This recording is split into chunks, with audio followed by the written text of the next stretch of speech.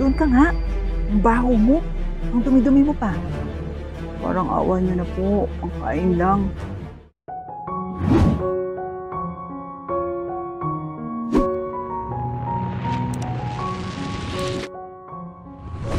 Captain, we successfully landed to the platform. Good job, good job. Saad ng kapwa-piloto ni William. Good job, co-pilot. Everyone, we are now on our destination. Please follow the directions to the exit. Anunsyo ni William sa mga pasahero. Huminga naman ng malalim si William. Mabuti na lang at naging ligtas ang biyahe nila at ligtas silang nakalapag sa airport. Hindi ka pa bababa, Captain? Oras pa para mag-lunch break. Saad ng kasamahan niya. Umiling naman si William. No, I'm good. I'll stay here. Saad nito. Sige, ikaw ang bahala. At iniwan na si William. Napatingin si William sa labas. Parang kailan lang ay nag-aaral pa lang siya para maging piloto. Pero eto na siya ngayon at nagpapalipad ng eroplano. Marami-rami na rin ang naipon niya mula sa kinikita niya kada buwan. Mataas na rin kasi ang pwesto niya bilang piloto. Isa na siyang kapitan. Isa sa mga matataas na posisyon ng piloto. At marami ring rumirespeto sa kanya dahil sa kanyang husay sa pagpapalipad ng eroplano. Marami ring humahanga sa kanya dahil kahit mayaman na siya, ay matulungin at mabait siya sa kanyang kapwa. Ginagamit niya ang pera niya sa mga charity at nagdodonate siya sa mga ampunan at nag-aalok din ng scholarship. Ginagamit niya ang pera para tumulong sa kapwa. Marami na rin siyang natulungan sa mga kasamahan niyang piloto, kaya't malaki ang respeto ng mga ito sa kanya. Ang husay niya talagang magmaneho, Captain. Hindi madali ang trabaho ito.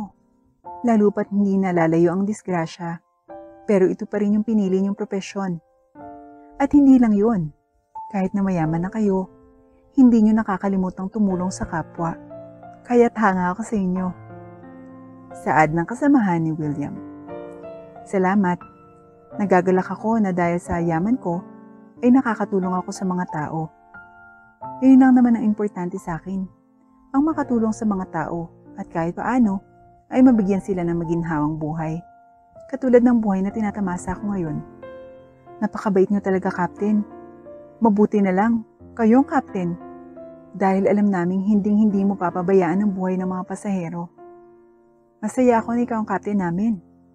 Saad nito. Napangiti na lang si William. Masaya siya na may humahanga sa kanya. Hindi rin kasi madali ang trabaho niya, lalo pat hawak niya ang buhay ng mga pasahero.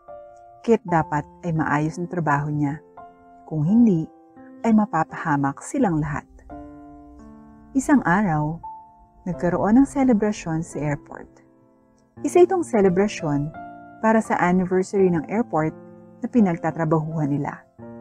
Lahat ng mga piloto, flight attendants, at mga employees ay nasa party. Napatingin si William sa mga kasamahang piloto. Halos lahat ng nandito ay tinulungan niya at malaki ang respeto sa kanya. Successful na ito sa buhay at mayayaman na rin katulad niya. Marami na siyang naitulong sa mga tao sa halos isang dekadang pagtatrabaho bilang kapitan ng piloto. Ang iba nga ay successful na ngayon. Ngunit napapaisip siya kung ang mga taong tinulungan niya noon ay tumutulong din ba sa iba. Naawa siya kapag naiisip na may mga tao pa rin naghihirap. Alam naman niyang hindi matatapos ang kahirapan, ngunit gusto niyang tumulong kahit papano. Naniniwala siya na sa kaunting pagtulong ay malaki ang pagbabagong mangyayari. Kung kaya't naisip niyang magpanggap na isang pulubi. Inisip niya na ito ang magiging pagsubok. Gusto rin kasi niyang malaman kung ano talaga ang ugali ng kanyang mga kasamahan. At gusto niyang malaman kung may tutulong ba sa isang pulubi sa kanyang mga kasamahan. Nangangamba kasi siya na baka sa sobrang yaman ng mga natulungan ay nakalimutan ng mga ito na tumulong sa mga nangangailangan at naghihirap. Sigurado ka ba dyan sa gagawin mo, pre? Baka naman mapahama ka. O kaya pagtabuhin lang kayo ng mga kasamahan natin. Saad ng kaibigan ni William. Ito lang ang makakaalam ng plano niyang pagpapanggap. Ito lang kasi ang pinagkakatiwalaan niya. Ngumiti lang si William. Ayan nga, Miguel. Gusto kong malaman kung sino bang may magandang kalooban sa mga kasamahan ko. Gusto kong malaman kung sinong tutulong sa akin bilang isang pulubi. Saad ni William. Hay nako, kung ano-ano talaga yung naiisip mo. Nag-aalala ako baka mapahamak ka lang sa gagawin mo. Nag-aalala lang Saad ng kaibigan niya. Huwag kang mag-alala, kaya ko naman ang sarili ko. Sige, ikaw na munang bahala dito sa opisina habang wala ako. Pilin niya. Nagulat naman ang kanyang kaibigan. Ano? William naman, mukha hindi ko kayanin ang trabaho dito. Reklamo nito. Ano ka ba? Naniniwala ako sa kakayahan mo. Alam kong kaya mo ang trabaho dito. Saad ni William. O siya, magdi-disguise muna ako bilang pulubi. Ikaw munang bahala dito. Walang nakakaalam sa kanyang plano. Tanging ang kanyang kaibigan lang ang may alam ng plano niyang magpanggap na pulubi. Nagpaayo siya sa isang professional artist at nagsuot ng wig. Nagpanggap din siya na madumi para mas lalo siyang maging mukhang pulubi at nagsuot din ng sira-sira at punit-punit na damit.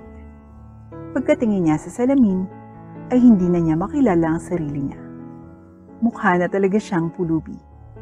Pagkatapos mag-ayos, ay kumuha na siya ng lata at kunyari ay manlilimos. Lumabas na siya sa kanyang opisina. Nagpunta siya ng airport kung saan naroroon ang mga kasamahang tinulungan niya na ngayon ay mayayaman na. Noong una nga, ay ayaw siyang papasukin ng guard sa loob. Pero nang ipinakita niya ang kanyang ID at nagpakilala, ay pinapasok siya nito, nagulat na gulat ang mukha. Doon na isinagawa ni William ang kanyang plano. Nakita niya ang isa sa mga kasamahang piloto. Nilapitan niya ito at nanlimos. Palimos po, kahit barya lang po, pangkain lang. Saad ni William. Tumingin ito sa kanya at nandiri. Doon ka nga, ang baho mo, ang dumi-dumi mo pa. Sigaw nito sa kanya. Parang awa niyo na po, pangkain lang. Pagpupumilit pa ng pulubi. Ano ba? Tigilan mo nga ako. Lumayo ka sa akin. Paano ka ba nakapasok dito? Umalis ka na nga. Kadiri ka. Galit na sigaw nito at itinulak siya na naging dahilan para matumba siya. Hindi makapaniwala si William na ginawa ito sa kanya. Noong maayos ang itsura niya, at alam ng lahat na kapitan siya ng piloto, ay nirirespeto siya ng lahat. Ngunit ngayong mukhang pulubi siya, ay pinandidirihan na siya ng lahat. Napagtanto niya tuloy na may maskara ang mga tao. Rerespetuhin ka lang kapag may pera ka. Kapag may mapapala sila sa iyo. Ngunit kung nakakadiri at wala kang pera, ay ipagtatabuyan ka lamang nila. Mayaman na nga ang kanyang mga tinulungan, ngunit karamihan ay masama ang ugali. Ni wala man lang tumulong sa kanya nang matumba siya. Wala man lang pumapansin sa kanya na tila ba isa siyang hangin. Maya-maya ay may lumapit sa kanyang piloto din. Palipos po, parang awa niyo na gutom na po ako. Pagmamakaawa ni William. Akala niya ay bibigyan siya nito ng pagkain. Ngunit tinapunan lang siya nito ng basura. Dismaya si William sa ginawa nito. Tumawa pa ito ng malakas. Yan ang nababagay sa'yo. Kadiri ka. Di nababagay dito ang mga mahihirap. Kung ako sa'yo, magpapakamatay na lang ako. Umalis ka na nga dito. Hindi ka nababagay dito. Bawal ang pulubi dito. Nakakabuwisit ang pagmumukha mo. Saad nito at humalakhak at saka umalis. Hindi makapaniwala si William sa sinabi nito. Sadyang napakasama ng ugali nito at walang awa. Napaisip siya. Gano'n na ba talaga ang mga tinulungan niya? Kinain na ng pera ang ulo nila, kaya naging mapagmataas na. Hindi niya maintindihan kung bakit may mga ganoong tao. Kahit kailan, ay hindi na niya mararanasan namang maliit at pantirihan. Ngayon, alam na niya ang pakiramdam ng nasa laylayan. Sadyang napakahirap na ipinanganak na mahirap. Nagpatuloy siya sa paglimos sa mga dumadaan. Nagbabaka sakali na may isang taong may bukal na loob ang maglimos sa kanya o kaya bigyan man lamang siya ng pagkain ay ayos na sa kanya yon. Ngunit lumipas ang oras, pare-parehong nandidiring tingin lang ang natatanggap niya. Lumapit siya sa isa sa mga piloto. Ngunit pinagtabuyan lang siya ng mga ito. Ano ba? Lumayo ka nga sa akin? Nakakadiri ka. Bakit ba may pulubi dito? Puwisit naman. Lumayo ka nga sa akin, kadiri. Pagtataboy sa kanya nang pinalimusan niya. Umalis ka sa harapan ko. Mamaya kung anong mikrobe makuha ko sa iyo eh. Pagtataboy pa ng mga ito. Parang awa niyo na po. Ang sakit na ng tiyan ko. Gutom na po ako. Pagmamakaawa pa ni William. Wala akong pake. Kahit mamatay ka dyan sa gutom, hindi kita bibigyan. Galit na sigaw pa ng isa. Hindi makapaniwala si William sa mga ugaling ito. Akala niya hinahangaan siya ng mga ito, pero puro kaplastikan lang palang mga iyon para maging maganda ang imahe ng mga ito sa kanya. Hindi alam ni William kung bakit gano'n ang mga tao. Rerespetuhin ka lang kapag ikaw ay may pera, pero ipagtataboyan ka kung mahirap ka. Hindi pa rin tumigil ang kahit ilang beses na siyang pinagtatabuyan ng mga ito. Babaka sakali siya na baka may dumating na may mabuting kalooban at paglimusan siya. Hindi pa rin nawawala ang pag-asa niya sa dami ng taong may masamang ugali ay may isang taong may mabuting kalooban. Ngunit dumating na ang hapon ay wala pa rin. Pare-parehong masasamang tingin at pandidiri lang ang natatanggap niya. Nawalan na ng pag-asa ang kapitan nang may dumating na isang janitress at ipinagtanggol siya. Kayo, mga piloto pa naman kayo, pero ang sasama ng ugali nyo. Hindi nyo man lang mabigyan ng kahit anong pagkain ng nangangailangan. Iniinsulto nyo pa at pinagtatabuyan. Alam nyo bang mali ang manghamak ng tao? Porket mayaman kayo, ganyan ang ugali nyo. Pagtatanggol pa ng janitress. Wala kaming paki. Palibasa kasi, pareho kayong hampas lupa, kaya ganyan ang reaksyon mo. Sige na, umalis na kayo sa harap namin. Nakakabwisit ang mga pagmumukha nyo. Saad ng mga piloto. Wala kayong awa. Siguro kinain na ng pera ang mga utak nyo, kaya ganyan na rin yung ugali nyo. Ang masasabi ko lang, sana hindi nyo maranasan ng paghihirap naming mga nasa laylayan. Saad nito. Oo na, umalis na kayo. Ang dami mo pang dada dyan. Saad ng piloto.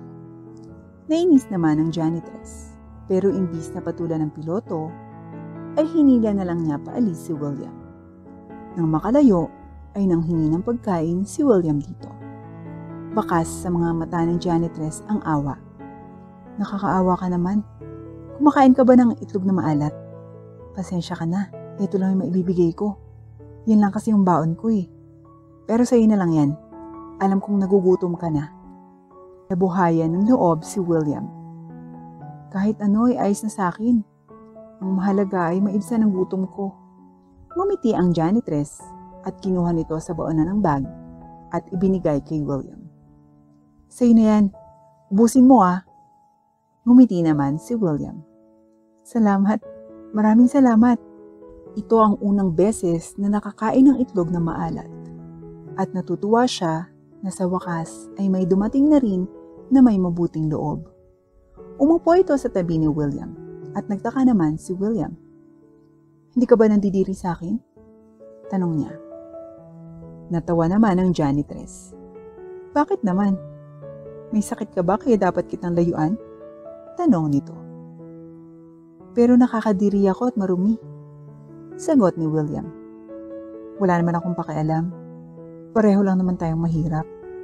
Tsaka alam ko yung pakiramdam na maghirap. Ngayon nga, kahit paano gumagaan ang buhay pero eto, mahirap pa rin. Kailangan kong tiisin ang gutom. Kwento ng janitress. Hindi maintindihan ni William kung bakit tinulungan pa rin siya nito kahit na naghihirap na ito.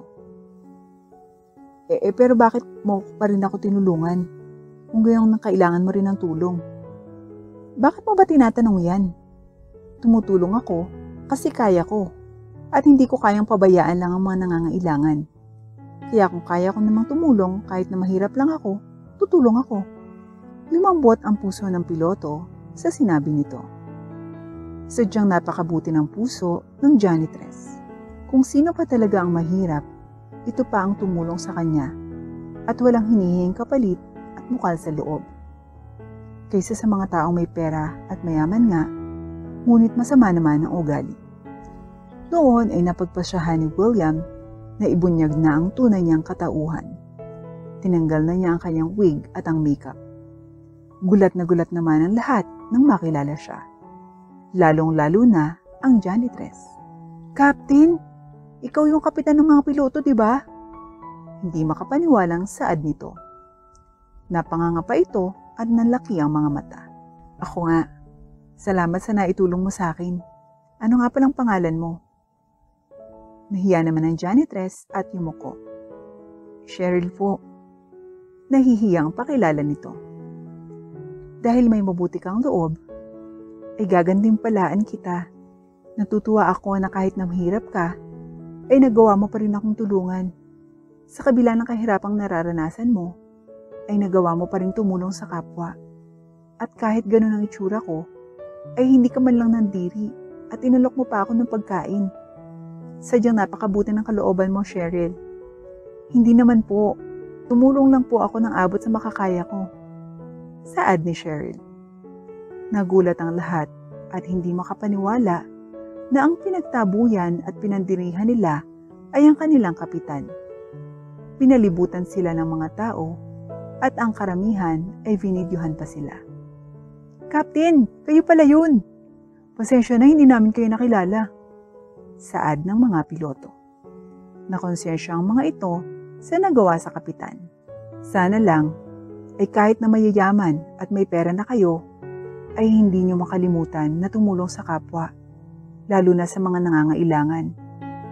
Kung kaya't masaya ako na sa kabila ng lahat, ang babaeng ito ay nagawa pa rin akong tulungan. Kung kaya't gagantimpalaan ko siya sa kanyang mabuting kalooban. At doon nga ay pinabuyaan niya ang janitress. Nalaman niya na nakatira lamang ito sa isang stereotype at walang permanenteng tirahan. Kung kaya't binigyan ito ni William ng bahay at lupa. Masaya naman si Cheryl dahil hindi na siya maghihirap pa. Malaki ang kanyang pasasalamat kay William. Sobrang laki ng pinagbago ng buhay niya simula nang makilala niya si William. Hindi siya makapaniwala na sa simpleng pagtulong lang ay magbabago ang kanyang buhay. Nakapag-aral na siya sa isang pribadong universidad. Nakapagpatayo din siya ng sariling negosyo at ngayon ay lumalago na. At kalaunan ay naging magkaibigan sila ni William. Sobra-sobrang ibinigay nitong tulong sa kanya. Kaya't malaki ang utang na loob niya dito. Masaya din si William dahil sa kabila ng mga taong may masamang ugali ay nakakubli ang isang taong may mabuting kalooban.